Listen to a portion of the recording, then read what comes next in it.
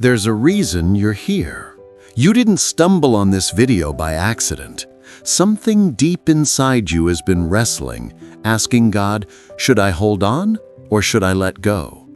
And right now, heaven is whispering, don't give up on this person yet. Because what you're going through isn't rejection, it's refinement. Sometimes God doesn't separate two hearts to end the story. He separates them to strengthen the foundation. Remember what Ecclesiastes 3:11 says, He makes all things beautiful in His time, not your time, His. Maybe it feels like they've drifted away. Maybe communication stopped. Or maybe you've been praying, crying, wondering if God even hears you anymore. But listen carefully. God isn't ignoring you. He's preparing both of you. There's a reason your spirit still feels connected, even when distance grows. It's not obsession, it's purpose. That tug in your heart, that's not confusion, it's a divine signal. Because when something is ordained by God, it won't die. It'll rest until the right season. You see, in Genesis 2:21-22, when God created Eve, Adam didn't go looking for her. God presented her to him.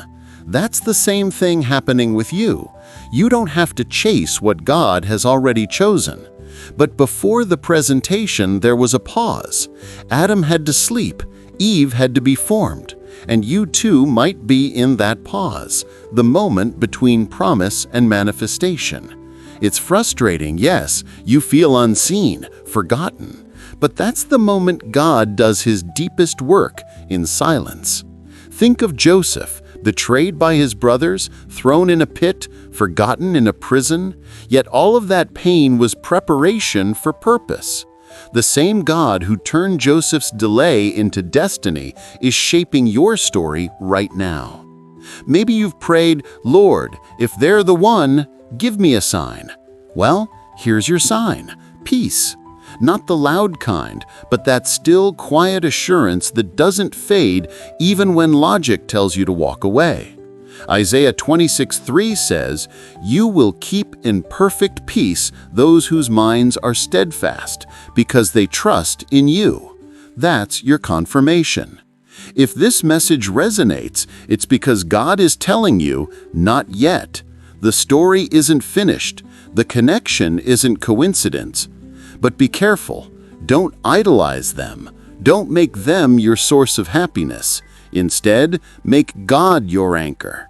When you do that, love flows from overflow, not desperation. Your patience right now is the test. Your faith is being refined like gold in fire. And when the time is right, you'll understand why God said wait. Because when two people are molded by divine timing, what once broke you will become the bridge that brings you together again. So before you scroll, ask yourself, what if this separation isn't the end, but the beginning of something reborn through grace? If this message touched your spirit, comment one word below that describes how it made you feel. And if you want to keep walking in faith with me, subscribe and let's grow together, because your story isn't over yet. Sometimes God hides the meaning of a connection until you're mature enough to carry it. You may not understand it now, but every delay, every silence, every unanswered prayer, it's divine strategy. The person you're praying for might not be perfect, but they carry a purpose tied to yours. Proverbs 19:21 says, Many are the plans in a man's heart, but it is the Lord's purpose that prevails. You might have wanted things to happen faster, but God is still aligning their heart with His will for your life. The first sign this person is worth holding on to is peace that returns after prayer. You may argue, you may pull away, but when you go back to your secret place, peace settles again. That's not emotional attachment, that's divine confirmation. God's presence always surrounds what He approves. The second sign is conviction, not confusion. When God ordains something, He will challenge your pride, your impatience, your need for control. Love from Him is not meant to comfort your flesh, it's meant to sharpen your spirit. Sometimes that sharpening comes through distance, through silence, through testing. Remember James 1:3? For you know that when your faith is tested, your endurance has a chance to grow. This season isn't punishment, it's preparation. The third sign is alignment. You both begin to grow toward God, even apart. The transformation starts quietly. Their words change, their priorities shift. You see glimpses of spiritual maturity replacing worldly desire.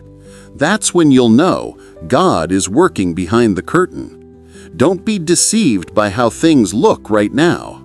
Even if communication has stopped, purpose is still breathing underneath the silence. Romans 8:28 reminds us, all things work together for good to them that love God. Not some things, all things. Maybe you've cried yourself to sleep wondering why God allowed you to meet this person if it wasn't going to work. But what if the delay is proof that God values your destiny too much to rush it? When something is from Him, it won't fade. It will find its way back at the right time, carrying wisdom instead of wounds. You'll both meet again as refined vessels, not broken pieces. And when that happens, it'll feel divine. It'll feel like peace wearing skin, like recognition without words. You'll look at them and realize this was never random.